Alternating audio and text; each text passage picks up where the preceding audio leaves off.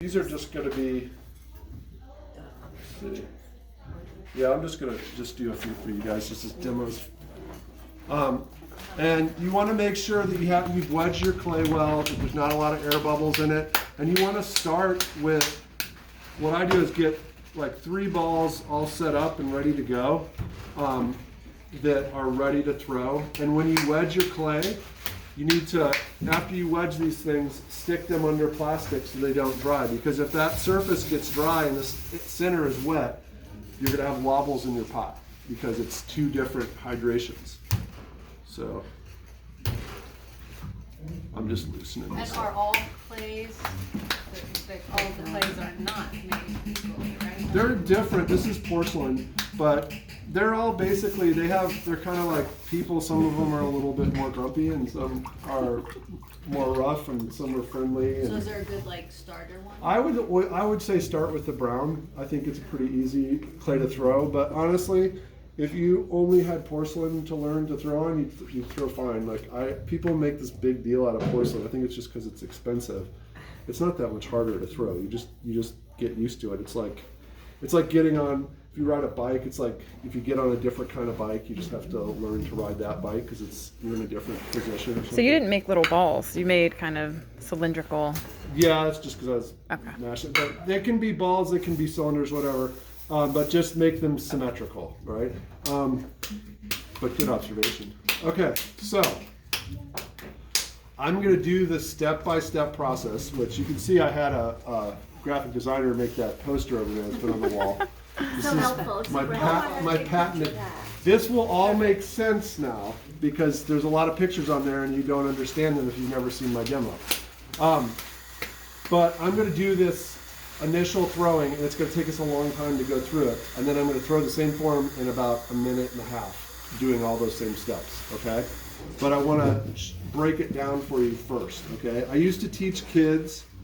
That's where I started, and they love lots of different ways of using their body and staying kinesthetic. So there's going to be some kinesthetic learning. There's going to be all kinds of stuff in this process. So anyway, you want to start with a mound or a ball or a cylinder that's very symmetrical, okay? So actually, let's do this. Take this. Oh, you can't. You take this. You take that. You take that. You take that. You take that. Nice catch. That was good. I'm impressed. Me too. All right. In the beginning of ceramics, this is all we had. We had clay next to the river. We were bored. Should we I were play the music? Yeah, exactly. And we lived next to streams because that's where there was water, and streams flooded all the time, and we needed to carry things. And at some point, somebody figured out that if you put this stuff that's next to streams, clay, into a fire, it will get hard, and then you can carry things in it, and you can carry water in it. So the first pots were just like this. You took a piece of clay, and you turned it in your hand to make it round. Right? And you all are doing that very naturally, right? You guys did this as kids, right? That's centering, okay? That's the first step of throwing. Then you might take your thumb, put it in the middle of that ball, and open a little hole in it, and that's opening, okay? That's the second step. Then you start to twist this ball and you pinch it and spiral upward as you're pinching and turning. And suddenly you have a cup. That's pulling, okay? Pulling is the same process. We pinch, the wheel spins. This whole thing was designed to make this process easier and, make capitalists rich, okay? So that's all we're doing here is we're taking this what was a very sort of basic process and we've mechanized it a little bit. So I'm going to do the same thing here. You want to start off with a clean wheel head that's damp but not wet. If it's wet, it's going to, this thing's going to slide around and not bond. But a little bit of dampness is okay. Pop that down in the middle. When you pop it, hold on to it till it hits, okay? Because I've seen people like, boom, and then it's like over here and it's like flying around. Then take a look at it, okay? That's actually pretty centered. But if you plopped it down there and it looks like this and you can see it's clearly uncentered, just tap it a little bit and turn the wheel, okay? So, pedal, and talk about body position. So you want your stool, at least when you're starting, I always tell people, set your stool up so it's at the same level as your wheel head, okay? The closer your core gets to the middle of this wheel, the more leverage you're getting from your core and not from your arm. Just like if you were gonna carry something heavy, you wouldn't carry it out here because your back would kill you, right? So if you're gonna do this work with your arms, if you want to engage the core, you want to get in closer to the center of the wheel. You want your pedal to be over in a comfortable place where you're not having to reach and poke at it, or you're not back here trying to like bend into it. You want it to be right here, and you want your foot right over this. There's like a little pin right here. You want the middle of your foot over that pin. And it's just as simple as leaning, pushing your foot forward, pulling your foot back. The great thing about these potter's wheel pedals is in the beginning, sometimes it's easier just to put your pedal up here and let it, you can set the speed wherever you want it. And then you don't have to like pat your head and scratch your belly or whatever that is, right? You don't have to like bring another appendage into this process yet. So right? it just stays in the position? It'll stay wherever you leave it, right? And a lot of the old Japanese wheels and stuff, they just had little pedal arms right here, like the old Chimpos did. So anyway, I'll often suggest if someone's getting really flustered and stuff, I'll just like put your pedal up here. It'll just take one headache away from you, right? And one thing I'll tell you, when you're throwing, you pretty much can start with the wheel spinning, and there's no reason until the end to ever stop your pot. There's really no reason to stop it, okay? So I see people starting and stopping a lot, and that will cause problems for you. So I'm gonna put this back down here, because I'm a professional. All right. So with this process, we start with a fast wheel, and it goes slower and slower as the pot gets thinner and taller. So, ready? You guys ready? Mm-hmm. Okay.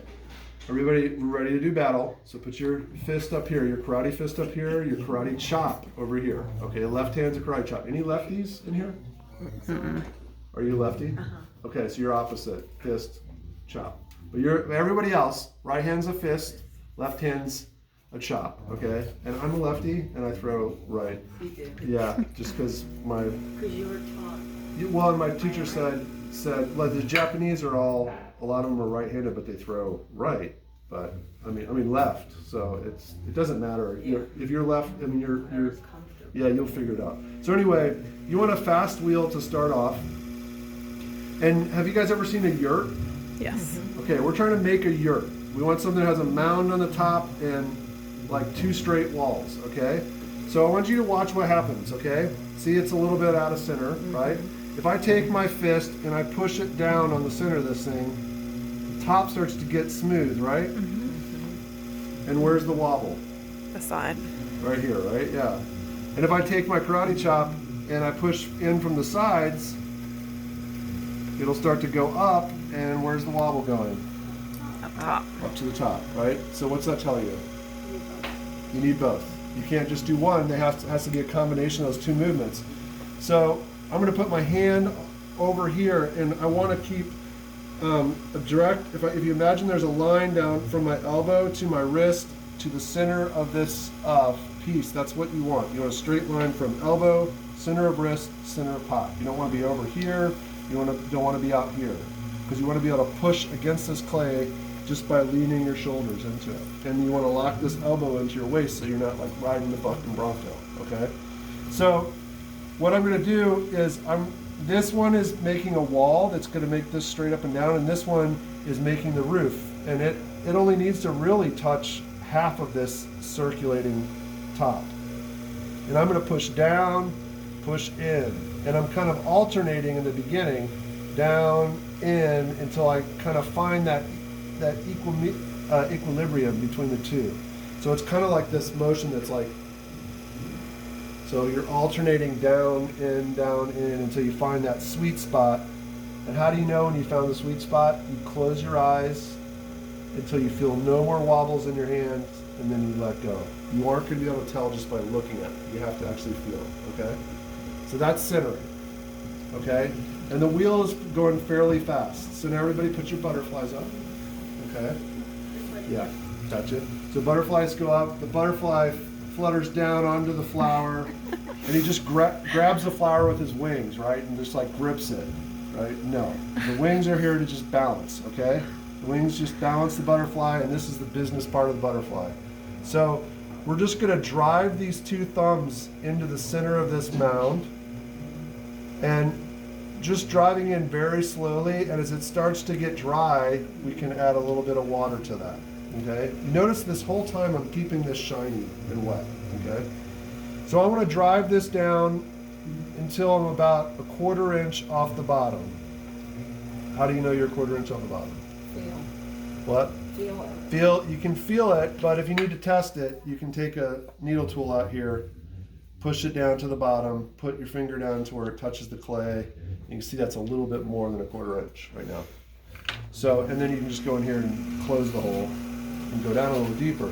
So once you hit that depth, okay, then you're ready to open the bottom too, okay? So everybody take your finger and point at me. You're the best instructor I've ever had, okay? So this finger is going to, the pointing finger is going to come in on this half of the butterfly. So we've got our butterflies in here. Now we're ready to open. I pull this out. You're the best instructor. Pull this. There's a punchline, don't worry. I'm going to pull this along the other half of that butterfly's thumb. And what's happening is this is supporting the outside as I'm pulling it out with this. And I'm just pulling straight to my belly, okay? Is that going to determine how the base of your pot? Yeah, this is going to be a cylinder, so I want to have a flat base with a corner down there, right?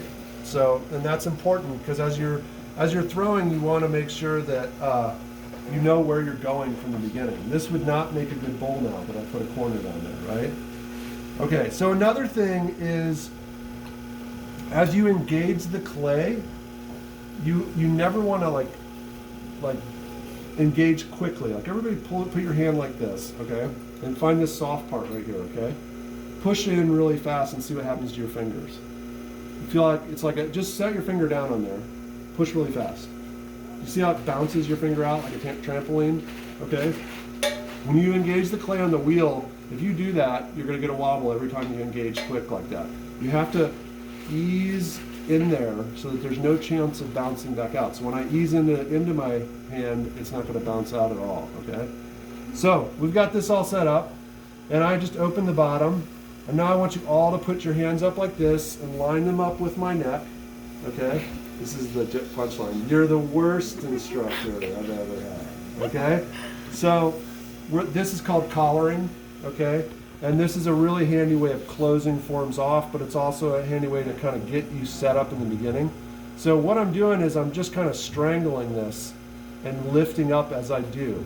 So you have north, south, east, west. You want to be pushing from all directions, and I'm going to slowly put pressure in and rise up, and just before the top, I freeze and I let go. So now I've set this up to be pulled, okay? I've kind of set my wall up. What do I do with my big sponge, my pretty sponge? It's up there somewhere. Is it? It's underneath your clay. It's underneath my clay? It's not pretty anymore. Not anymore. All right, so now it's good that you're standing because you're all gonna have to stand now and do pulling yoga. So everybody stand up. So we have this form here, and what I want you to imagine is that this is spinning on a wheel in front of you, but it's this tall, that big conical shape, okay? So it's spinning in front of you, and there's a wall to the right-hand side at about 3 o'clock right here, okay? So this is the basic way in which you do a pull, and we're gonna do it together. So we're gonna reach down and keep our fingers about 1 foot apart, okay? Go down to the bottom of the pot. You've got one hand on the inside and one hand on the outside till you touch the ground. Now bring your fingers till they're 6 inches apart. Hold them there and hold that 6 inches as you rise up. And, each vertebrae, whatever the yoga teacher says. Keep going up.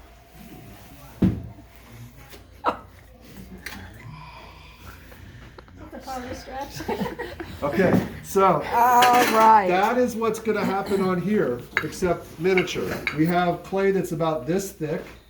We go down, we find how thick it is. We want to do a pole, so we close that gate a little bit, and then we rise up holding that width as we go up. So we're closing to the thickness we want. Yeah, well, so Or- if we're throwing a pot that's this tall from, like from this, I'll probably do 3 poles. So Okay. you figure the first pole, if it was a, 3/4 of an inch wide, I might bring it into a 1/2 inch, pull it up. And then the next one, I'll take that 1/2 inch and bring it to a 1/4 inch and pull it up.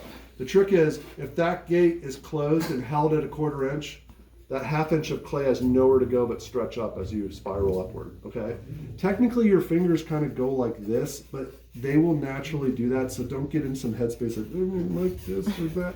Just think one finger is on the inside and one finger's on the outside, and if the clay disappeared, they could touch, all right? And that's a good kind of headspace to be in. So you want it to be damp. Whatever fingers you want, like some people like to start with these 2 fingers, some people combine these 2, or maybe a pointer and this one. If it's got to go in deep, sometimes this finger's longer and easier to get in there. You're going to see this thumb out here. It's not doing anything, it's just going for the ride, stabilizing this, okay? So I like to use this part of my finger. Don't use this big pad. Don't get into this thing where you're doing this, because you won't get much, you won't be able to carve into the clay very much. It's kind of like going flat with your skis. If there's no edge, you're not going to get a turn, right? So I'm going to go down there and pinch in, and the first thing I'm going to see is there's this bulge, right? So I just pinched to that smaller gate, and that's the bulge. And I want to keep that bulge above my gate the whole time. So I'm down there, I pinch, there's a bulge, and as I rise up and hold that same thickness, the clay has nowhere to go but up. Just before the top, I'm going to freeze and let go, okay? So that's my first pull. And I just reset the lip by squeezing on either side and pushing down to reset the lip. You don't want to go through the lip, or the lip will have a thin spot in it. What do you okay? mean to reset it? Just to sort of push it down and reset the rim so it's nice and even, to make sure that it didn't get out of whack. So there's my first pull.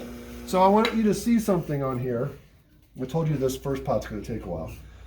You see all these rings? Mm-hmm. So these rings tell you something, okay? What they tell you about my pull is it was nice and even. They're all the space the same amount, okay? A lot of times when people first start, their rings look like this. Yeah. And then they go Yep. like this. And they've got this, they're stuck down here for a while, then they get really open and they get tight again right here. That story is right there for you to read every time. Okay, you can do a pull and you can look at your pot and say, oh wow, I'm getting stuck down here, right? Because I'm digging in and slowing down. Where am I slowing down? Where am I going too fast, right? What you want is to have them just stacked right on top of each other. So that's, if you're like, what am I doing wrong? Stop and look at it. Like, oh wow, I got stuck down here and then I went through this too fast, and that's something to think about. Okay, I'm gonna do another pull. I should be able to get this in 2 pulls. So now I'm going down and putting my whole hand in there, but I'm still just using this fingertip and this fingertip. And you see I'm going to make another bulge. And I'm just going to go up. Look at where my elbows are.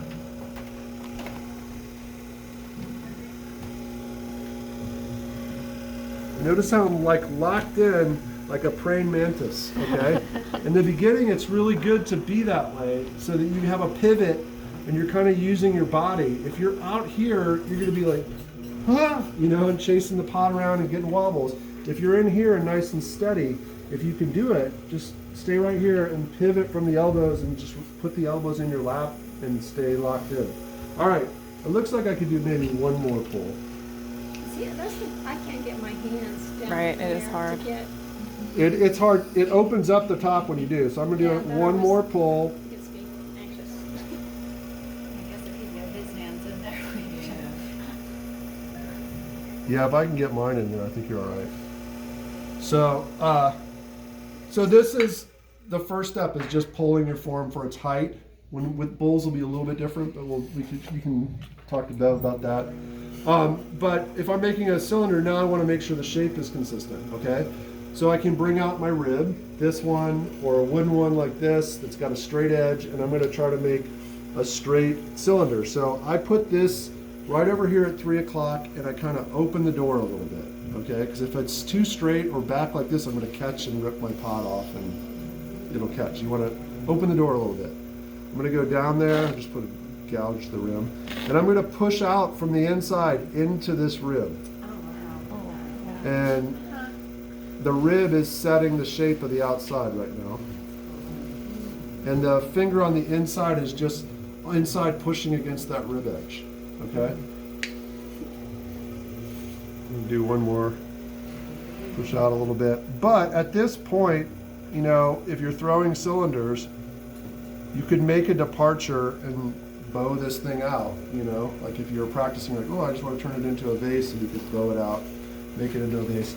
So that's basically the shape. So now I'm going to get the water out of the bottom of my pot, which I should have done a minute ago, but I didn't. So I'll get the water out, just shape it one more time just to make sure everything's even.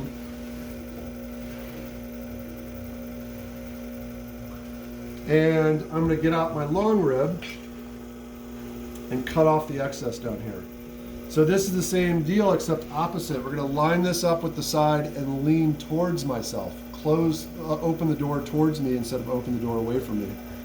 So I'm going to bring the door in and drive this down, and what will happen is the clay will go away from the pot.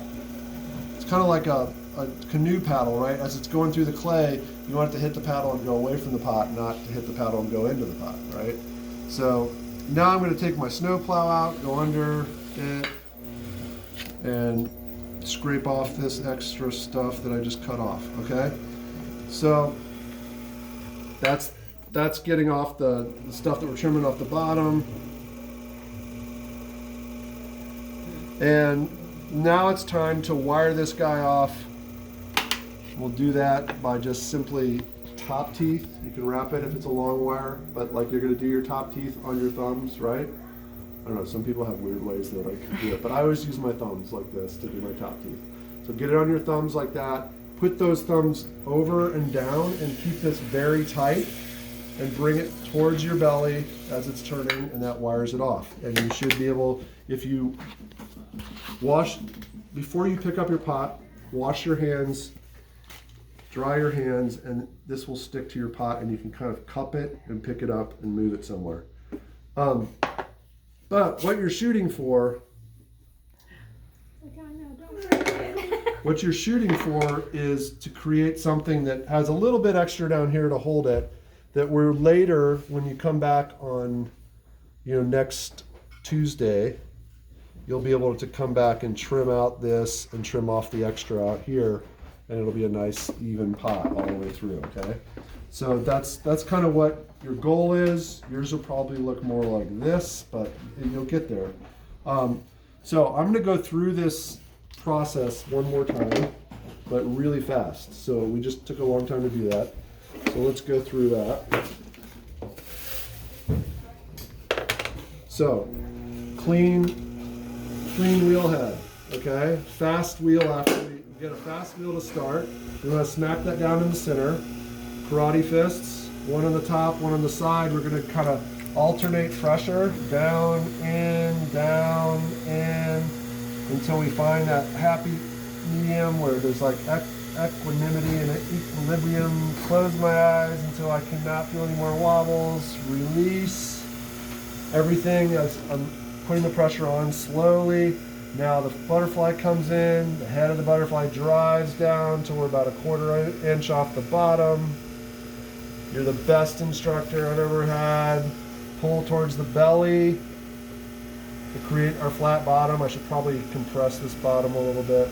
Go back and forth across it and make sure it's compressed. I didn't say that last time, but that's next level stuff anyway.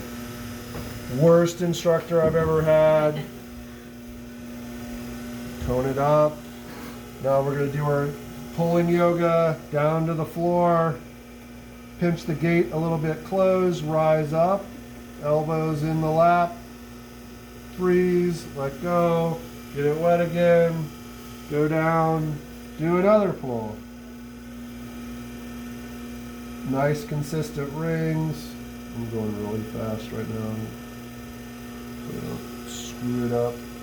Pull the cylinder. Now we're going to shape the cylinder. So pushing out into the rib to get the shape that we want, holding the rib in the right position so it's flat like this. Making sure the rib leans away from us a wee bit so it doesn't get caught. Once we've got that all done, I'm going to take the water out of the inside.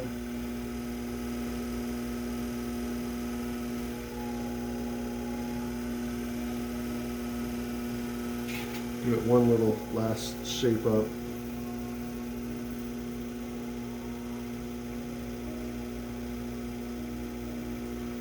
Get out the long rib. I don't know where the green one is. Where'd my green one go? I don't know. I'll put it over here. I don't know why I do that. Line this up at the side. Turn the paddle towards me. Go straight down. Take off the excess. Take the snow plow out. Drive over there and plow that up. Put this guy back up and take off the excess. Put a little ditch underneath it. Grab my wire. Shake it off, wash the hands, dry the hands, pick it up, put it on a board, you're all done. Okay?